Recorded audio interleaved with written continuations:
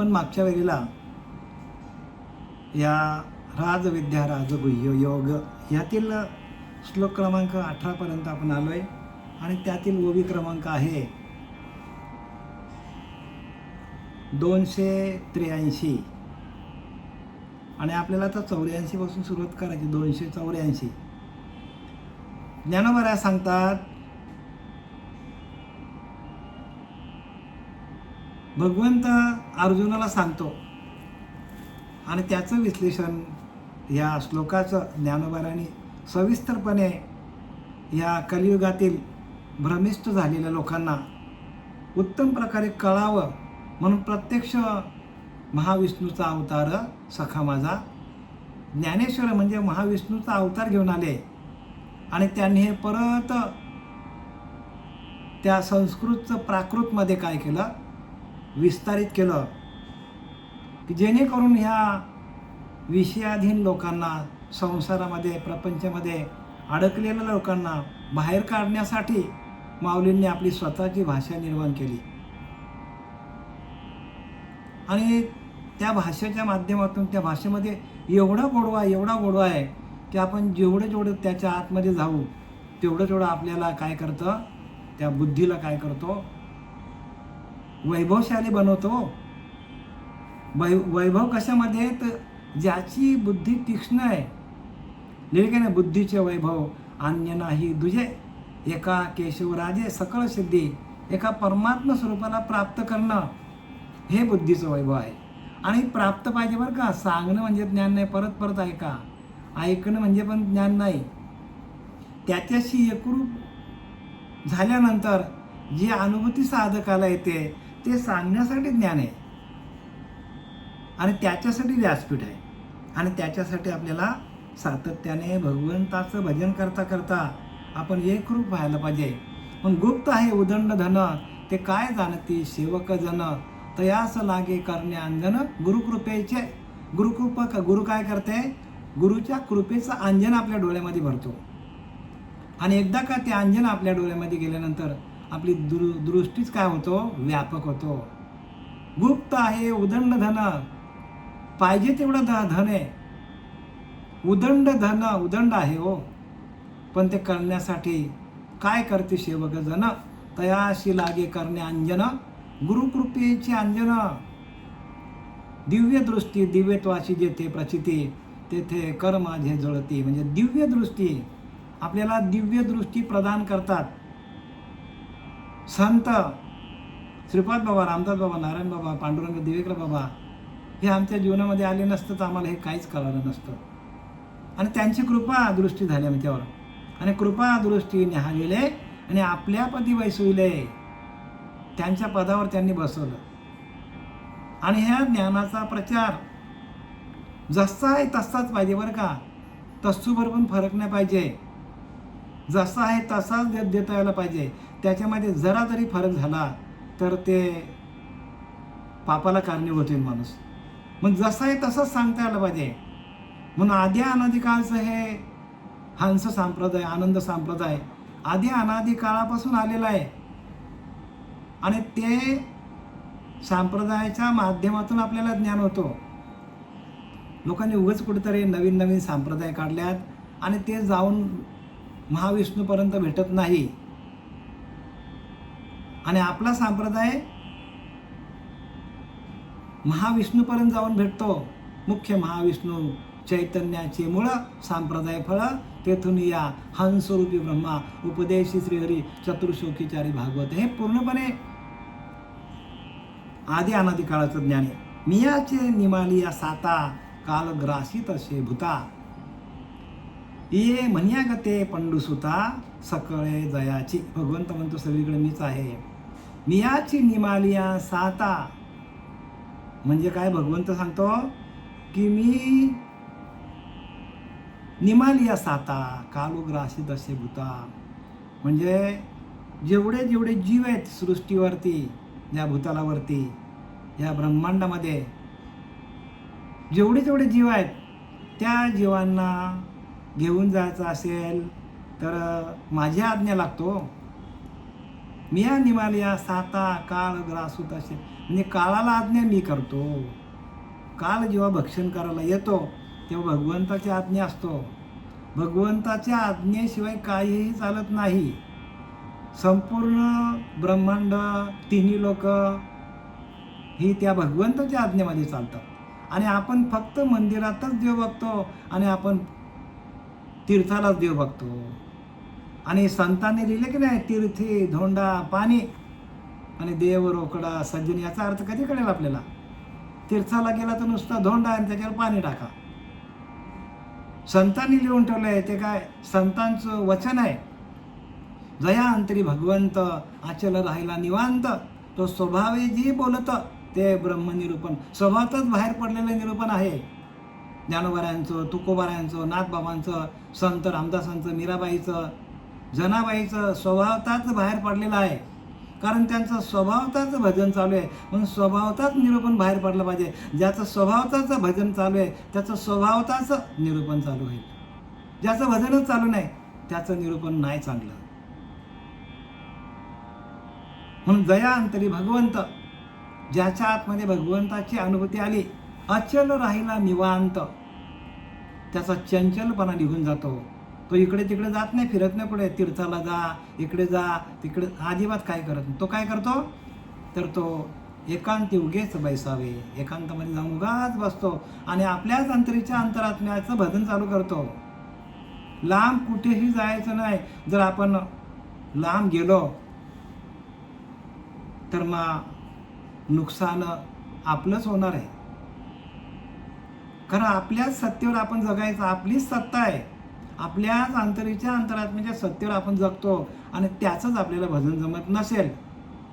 आणि म्हणून समर्थ रामदास सांगतात, परी परत्र साधने विन म्हणून आहे की श्रवण, जया नाही आत्मज्ञान तया नाव. करमणूक चाललेली सगळीकडे. देवा काय सांगणार आता? सगळीकडे करमणूक चाललेली आहे. परी परत्र साधने विन, जोपर्यंत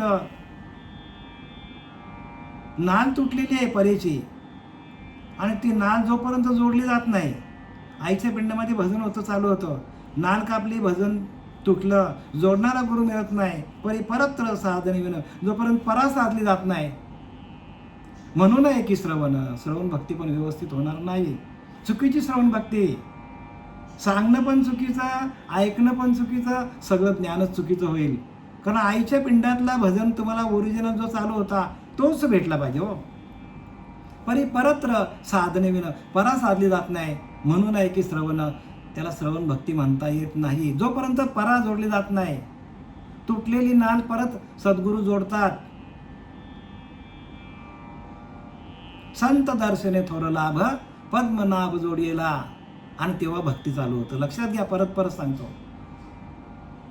जया नाही आत्मज्ञान तया नाव करमणूक. म्हणजे सगळी करमणूक चालली जगामध्ये. आत्मज्ञान होणारच नाही. कारण ओरिजिनल आपला पिंडामध्ये असताना, आईच्या पिंडामध्ये असताना भजन चालू होतं, अखंड भजन चालू होतं त्या नालीच्या माध्यमातून. ते नाल आहे ना, नाल कापली, भजन तुटला, जोडणारा गुरु मिळत नाही, तोपर्यंत आपली दयनीय अवस्था आहे. खूप दयनीय अवस्था आहे हो. जगामध्ये सगळं असंच चाललंय, भटकंती आहे. म्हणून तर संतांनी शिव्या दिल्या, भटकीचे. लिहिले की नाही? भटकीचे हो, सगळीकडे भटकणारे लोक आहेत. भटकंती थांबली पाहिजे. ज्यावेळेला आपण एका आसन धारण करून बसतो त्यावेळेला आपल्याला भगवंत, ते ज्ञान आपल्याला शोधत येतो. ते ज्ञान हृदयी प्रतिष्ठे. लिहिले की नाही? ते ज्ञान हृदयी प्रतिष्ठे, हृदयामध्ये प्रकाशित होतो. ते ज्ञान हृदयी प्रतिष्ठे. मग शांतीचा अंकुर कुठे? बघा, शांती आपल्याला शोधत होतो. मग याचा अर्थ आपण अजून तीर्थाला जातो, सगळीकडे जातो, जाऊ नये आपण, बरं का, त्याला विरोध नाही. पण तुम्ही स्वतःची आपली आपण करा ओळखणं आणि संसार बंधन तोडावे गी. जन्म मरणाचा फेरा चुकवायचा असेल तर जेवढी जवळ करी माझी भक्ती, तवा तवा अविद्या निवृत्ती. जसं जसं तुमचं भजन चालू होईल तसं तसं तुमच्याकडे असलेलं अज्ञान आपोआपच निघून जाईल. काहीच करायची गरज नाही. भजन हाच एक मार्ग तुम्हाला ज्ञान प्रदान करू शकतो. तुमच्या जवळच आहे ज्ञान, तुमच्या जवळच आहे, लांबकडे जायची गरज नाही. पण तो प्रगट पाहिजे हो.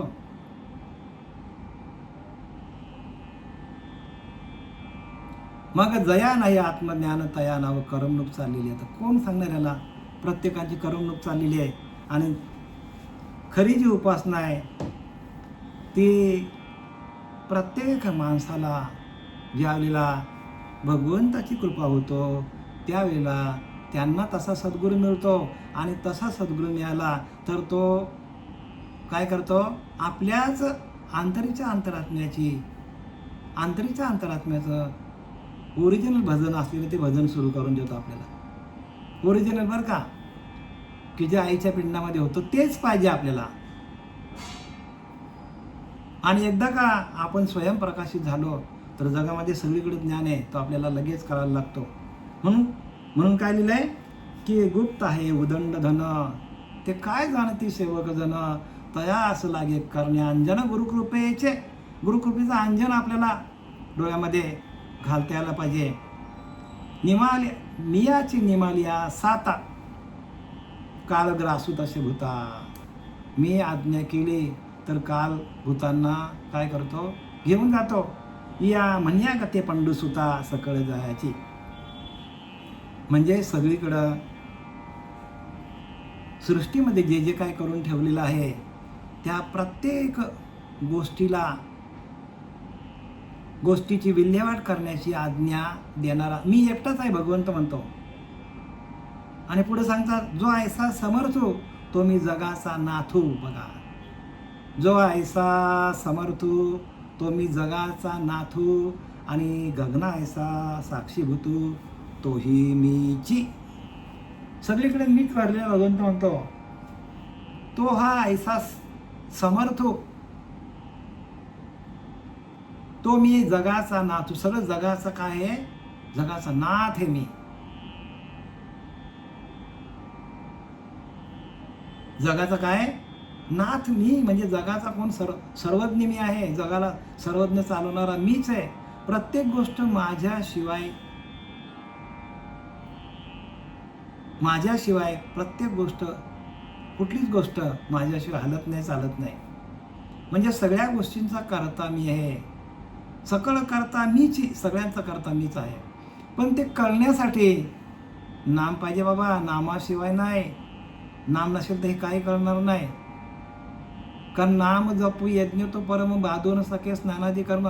नाम परब्रह्म वेदार्थे. नामच देव आहे हो. वेदांच्या मताने नामच ब्रह्म आहे. नामच देव आहे. आणि तो देवच आपल्या हातात नसेल तर आपली भक्ती आपली नको ते दिशेला चाललेलं. लोकांची दिशाभूल चाललेली आहे. आता ही दिशाभूल कोण काढणार आहेत? नाही काढणार कोणी. त्याला काही इलाज नाही. पण जर तुमचं नामस्मरण वाढलं आणि तुम्हाला जर तुमची देहाची शिल्लक वाढली, शिल्लक म्हणजे पुण्यही वाढली नामस्मरणातून, तर हळूहळू तुम्हाला भगवंत काय करतो? संतांचं दर्शन घालून देतो. आणि एकदा का संतांचं दर्शन झाल्या पद्मनाभ जोडियेला. संत दर्शने थोर लाभ पद्मनाभ जोडियेला. तुका म्हणे होता ठेवा तो या भावा सापडला. तुकाराम महाराज म्हणतो की तो तुमच्या जवळच ठेवा पण तुमचा भाव निर्माण व्हायला पाहिजे. म्हणून अष्टसात्विक भावांना खूप काय मूल्य आहे, लक्षात घ्या. जोपर्यंत अष्टसात्विक भाव होत नाही तोपर्यंत ज्ञानाची प्राप्ती नाही होणार. रडला पाहिजे, हसला पाहिजे, उड्या मारल्या पाहिजे, गायला पाहिजे. सगळं काय अष्टसात्विक भावावर आहे. सात्विका भरणे, रोमांच दाटणे, स्वेदाचे जेवण येऊ लागे, कापे तो थरारी, स्वरूप देखे नेत्री. ही सगळी अवस्था आहे. आश्रुत्या भीतरी वाहताती, आनंद होई पोटी. पोटामध्ये आनंद निर्माण होतो बघा. आनंद होई पोटी, स्तब्ध झाला कंठी, वाचा बंद पडतो. मौन वाकपोटी धरून राहे, मौनच राहतो, बोलायची इच्छा होत नाही माणसाला.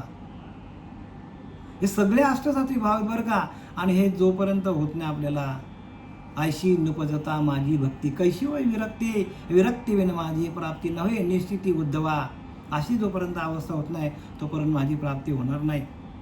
जो जो ऐसा समर्थो तो मी जगाचा नातू बघा. सर्व जगाला मीच काय करतो, पर्वते बैसकीने संडावी, समुद्री मर्यादा न ओलांडावी, पृथ्वी भूते वायू माझी आज्ञा बघा. आकाशे सर्वत्र वसावे, वायूने नाव भरी उगे नसावे, पावके दहावे वर्षावे. सगळी क्रिया आहे ती मी करतो, भगवंताने सांगितलं आहे. ऐसा जो समर्थो म्हणजे सगळं सामर्थ्य कोणाकडे आहे, भगवंताकडे. तो मी जगाचा नातू, सगळ्या जगाचं काय आहे, नाथ आहे मी. आणि गगन ऐसा साक्षीभूतू तोही मीच. आणि जसा गगन सगळीकडं आहे, सगळीकडे गगन भरलेलं आहे साक्षी रूपाने, तसा भगवंत म्हणतो मी साक्षी रूपाने आहे. साक्षी हे परब्रह्म आहे. 14 ब्रह्मापैकी साक्षी हे परब्रह्म आहे. 14 ब्रह्म आहेत की नाही, शब्द ब्रह्म, खम ब्रह्म, नंतर सगुण ब्रह्म, निर्गुण ब्रह्म, अनुभव ब्रह्म, तदाकार ब्रह्म, साक्षी ब्रह्म. हे सगळे ब्रह्म आहेत, 14 ब्रह्म. त्याच्यापैकी साक्षी ब्रह्म काय सांगतात तिथे, आणि गगन ऐसा साक्षीभूत तोही मीच. म्हणजे साक्षी ब्रह्म आहे आणि तो पण सगळीकडे गगनासारखा मी व्यापक आहे. ही नामरूपी आघवा जो भरला असे पांडव, आणि नामरूपांचाही ओलावा आपणची जो. आणि हे पांडवा याप्रमाणे या नामरूपात जो सर्वत्र भरलेला आहे बघा, नामामध्ये भरलेला आहे, रूपामध्ये भरलेला आहे, आणि जो आपणच नामरूपाचाही जिव्हाळा आहे बघा. आणि तो जिव्हाळा आहे आपला, हो भगवंत जिव्हाळा आहे. भगवंत आपलं काय, जीवीचा जिव्हाळा, माझे जीवीचा जिव्हाळा आहे. भगवंत आपल्या आतमध्ये. आणि आपल्याला जर अष्टसात्विक भाव तयार झाले तर आपला आपोआपच काय होतो, आपोआपच आपला काय होतो, जिव्हाळा तयार होतो भगवंताविषयी, तळमळ तयार होतो. भगवंत भगवंताची कधी अनुभूती येईल आपल्याला, असा आतमध्ये काय होतो, एक ओलावा तयार होतो भावाचा. आणि जिथं ओलावा आहे तिथं भगवंताची भक्ती आहे, लक्षात घ्या. नाही तर सगळं शुष्क आहे हो. जोपर्यंत अष्टसात्विक भावना आहे तोपर्यंत ओलावा कुठे आहे, शुष्क भक्ती आहे. आणि भगवंत म्हणतो जिथं शुष्क भक्ती आहे तिथं मी नाही आहे. भगवंत काय म्हणतो, ओलावा पाहिजे. आता ज्या ठिकाणी ओलावा आहे, मला सांगा, ज्या ठिकाणी ओलावा आहे त्या ठिकाणी सगळ्या प्रकारच्या वनस्पती उगतात की नाही. मग जर आपल्याकडे ओलावा नसेल तर भक्ती कशी होईल मला सांगा. आणि ओलावा कशाला पाहिजे, कशाचा आहे, तर भक्तीचा ओलावा आहे. आणि ती भक्ती, ओलाव्याची भक्ती आपल्याला जमली पाहिजे. ओलावा म्हणजे नामाचा, हरिनामाचा ओलावा पाहिजे. म्हणजे नाम अखंड चाललं पाहिजे. अंतरी सुखाची झाली जोडी, बाह्य रोमांच उभिली गोडी, त्या स्वानंद सुखाची गोडी, नैनी रोकडी प्रवाहे. म्हणजे अश्रुपात होतात, नैनी रोकडी प्रवाहे. जशा गंगा प्रवाहित होतात तसं आपल्या डोळ्यामधून त्या गंगा काय होतात, धारा वाहू लागतात, आपल्या धारा वाहू लागतात, अश्रुधारा आपल्या डोळ्यामधून. ते काळीचे हेची चिन्ह, पुलकांकित देहदान, नैनी आनंद जीवन हृदय परिपूर्ण स्वानंदू. हृदयामध्ये आनंद निर्माण होतो माणसाच्या. आणि पुंजारले दोन्ही नयन सदा सर्वदा सुप्रसन्न, स्फुरेना देहाचे भान, भगवंती मन रंगेल बघा. देहाचा भान पण विसरून जातो. आयशी नुपजता माझी भक्ती, कैशी होय विषय विरक्ती, विरक्ती विन माझी प्राप्ती, नव्हे निस्थिती जाण उद्धवा. विरक्ती पाहिजे हो. तरी विरक्ती वाचून ह्या ज्ञानास तज्ञेच नाही. विरक्ती नसेल आपल्याकडे तर ज्ञान टिकणार नाही. ज्ञानोबरात सांगतात, तरी विरक्ती वाचून काही या ज्ञानास तज्ञेच नाही. ऐशी विचारून ठाई ठेविले देवे. देवानीच सांगितलंय, जोपर्यंत विरक्ती नाही, विवेक नाही, प्रज्ञा जागृत नाही, महावाक्याचं बोध नाही, नाम नाही, कसं काय ज्ञान होईल. मग ज्ञानासाठी काय पाहिजे, तर जिव्हाळा पाहिजे हो. ही नामरूपी आघवा जो भरला असे पांडवा, आणि नामरूपाचाही ओलावा आपणची जो. आणि मी प्रत्येकाच्या हृदयामध्ये आहे. फक्त तो तुमचा भावाचा ओलावा तुमच्या अंतकरणामध्ये तयार व्हायला पाहिजे. लिहिलं का नाही, भावे विन देव न कळे निसंदेह, गुरु विना अनुभव कैसा कळे. हे ज्ञानोबाने आपल्याला स्पष्टपणे लिहिलं आहे. भावे विन देव न कळे निसंदेह, अजिबात संदेह धरू नका, भावच पाहिजे. काही न लगे एक भावाची कारण तुका म्हणे आन विठोबाची. मी माझ्या पांडुरंगाची शपथ घेऊन सांगतो की भक्तीला काही लागत नाही, तुमचा भावाचा ओलावा पाहिजे. आणि ज्या ठिकाणी ओलावा आहे त्या ठिकाणी भक्ती आहे. आणि तो ओलावा निर्माण करण्याचं काम अनुग्रहाचा पहिला अभ्यास जो आहे, बीज मंत्र जो आहे, तो बीज मंत्रातून आपले अष्टसात्विक भाव होतात. अनुग्रहाच्या माध्यमातून आपल्याला सगळं ज्ञान होतो. आणि एक अनुग्रह नसेल तर मग भक्ती नाही होत. मग त्या भक्तीला ओलावा नसेल, त्या भक्तीमध्ये प्रेम नसेल, आणि ती भक्ती आपल्याला शेवटपर्यंत टिकणार नाही. आणि टिकवायची असेल तर मग अनुग्रह घ्यावा लागेल.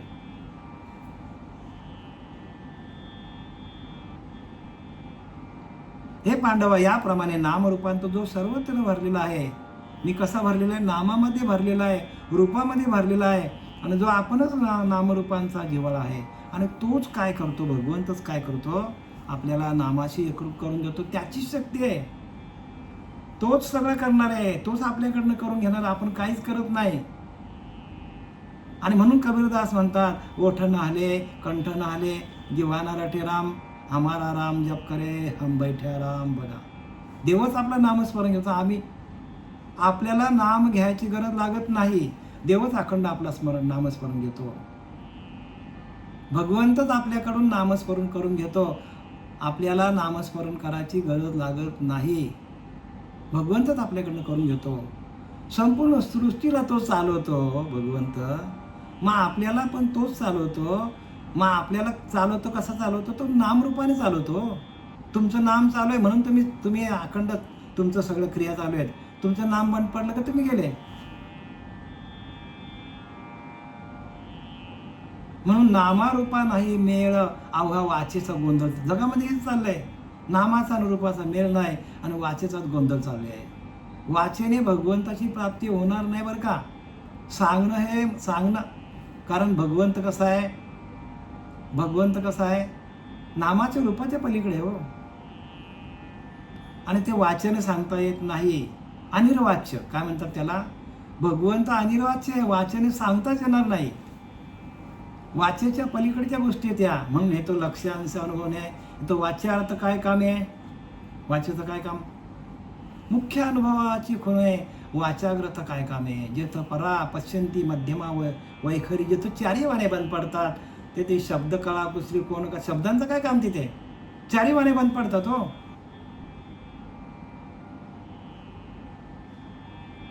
वाण्या चारी आहेत आपल्या, पण चालू आहेत त्या, पण त्या चारी वाण्या बंद पडतात. ज्या वेळेला आपल्याला भगवंताचा आत्मसाक्षात्कार होतो त्यावेळेला वाण्या आपल्या बंद पडतात. म्हणून चारी वाणी 84 लक्ष जीवन योनी, जेने निर्मिले लोक तिने तया नाव देव. देव कशाला म्हणतात, देवाची व्याख्या कशी केली बघा समर्थांनी. डेफिनेशन ऑफ गॉड कशी केले, चारी वाणी 84 लक्ष जीव योनी, जेने निर्मिले लोक तिने तया नाम देव. त्याला देव म्हणतात हो. ज्याने चारी वाणी आपल्या चालवतो, चारी खाणी ज्याने निर्माण केल्या, अंडज स्वेदज जारद उद्भिद, या चार काय आहेत, खाणी आहेत, त्याने निर्माण केल्या. चारी खाणी, चारी वाणी, परापश्यंती मध्यमा वैखरी, 84 लक्ष जीव योनी बघा, ज्यांनी 84 लक्ष योनीना तयार केलं. आणि त्यांच्यामध्ये राहून तो काय करतो, या वाणी पण तोच आहे, चारी वाण्या पण तोच आहे. 84 लक्ष जीव योनीमध्ये तोच राहतो भगवंत. 84 लक्ष जीव योनी, जेने निर्मिले लोक त्यांनी बघा, ज्याने मृत्यू लोक, पाताळ लोक आणि स्वर्ग लोक ज्याने निर्माण केले, तया नाव देव, त्याला देव म्हणो. ही व्याख्या आहे देवाची. आणि ही व्याख्या तुम्हाला जमली पाहिजे. आणि ह्या व्याख्येच्या नुसार आपण जर चाललो तर भगवंत फक्त आणि फक्त मंदिरामध्ये नाही आहे, तो सगळीकडे व्यापक आहे. आणि म्हणून भगवंत सांगतो, आकाश सर्वत्र वसावे, वायूने नवभरी नसावे, पावके दहावे, वर्षावे जळ. ही माझी आज्ञा हो, भगवंतानेच आज्ञा केली. वाऱ्याने जराही थांबू नये, आकाशाने सर्वत्र राहावे आणि पृथ्वीने जराही हलू नये. हल्लं तर सगळे जीवजंतू काय करतील? घाबरूनच मरतील हो. संपूर्ण भगवंताची आज्ञा आहे.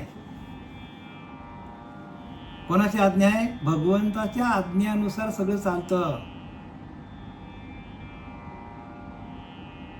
आणि म्हणून तुकोबाराया म्हणतात, अनुभूती आली त्यांना, अनुभवाचं बोल बोलतात.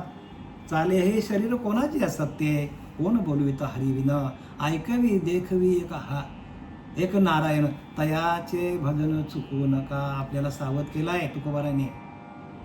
सावध हो बाप्पा, काल लागलाय मापा. एक एक पद आपण काळाकडे चाललंय, पण आपण सावध होत नाही. सावध व्हायला पाहिजे. सावध कुठे? आपल्या स्वरूपाच्या ठिकाणी, आत्मस्वरूपाच्या ठिकाणी आपण सावध राहायला पाहिजे. आपला आत्मस्वरूप हाच आपला परमात्मा आहे आणि तो आपल्याला चालवणारा जो आहे, तो श्वास जातो येतो जातो येतो, त्याच्यावरती लक्ष ठेवून आपण भगवंताचं भजन करायला पाहिजे. तर आपलं भजन कधी बंद पडेल? जर आपला श्वास बंद पडला तर आपलं भजन बंद पडेल. म्हणून प्रत्येकाने श्वासावरती लक्ष ठेवा. श्वास हाच आपला देव आहे आणि त्या श्वासावरती भजन केला की भगवंताची प्राप्ती ताबडतोब आहे, तिथल्या तिथेच आहे. म्हणून इथं काय सांगतात? शेवटची ओळी सांगतो आणि माझं हे प्रवचन मी संपवतो. काय सांगतात बघा, एरवी तरी सर्वत्र मीचे असे, परी कौनीचे उपासीला नसे, परी येथे एके जाणणे विन अप्राप्तासी. म्हणजे सगळ्यांची उपासना चालू आहे. भगवंत म्हणतो सगळीकडे मीच आहे आणि सगळ्यांची उपासना चालूच आहे, सगळ्यांचा श्वास चालूच आहे. त्या श्वासागणित काय? भजन अखंड चालू आहे प्रत्येकाचं, पण त्याच्याकडे कोणाचंच लक्ष नाही. एरवी तरी सर्वत्र मीच असे, परी कौनीके उपासीला नसे. कोणाची उपासना चालू नाही, कोणाचं भजन चालू नाही, सगळ्यांचंच चालू आहे. परी एके जाणणे विना, परंतु त्याला कोणी जाणत नाही. अप्राप्तासी, म्हणून त्याला मी प्राप्त होत नाही. चालूच आहे, प्रत्येकाचं नामस्मरण चालू आहे, पण त्याची जाणीव नाही, कारण तसा गुरु मिळत नाही. जन्माला आल्यापासून मरेपर्यंत आपलं भजन चालूच आहे, फक्त आपलं लक्ष नाही तिथे. आणि लक्ष नसल्यामुळे आपली काय झालेली आहे? आपल्या जीवनाची धूलधान्य होणार आहे जर आपलं लक्ष नसेल तर श्वासाकडे. म्हणून श्वासोपे करले भजन अरे प्राण्या, श्वासोपे करले भजन. श्वासावरतीच भजन जमलं पाहिजे. झालेली शिवाय आपले सच्चिदानंद सद्गुरू श्रीपाद बाबा, रामदास बाबा, नारायण बाबा, नाना बाबा, पांडुरंग दिवेकर बाबा, आमचे गजानन महाराज, शरद महाराज यांच्या चरणी मी समर्पित करीत आहे.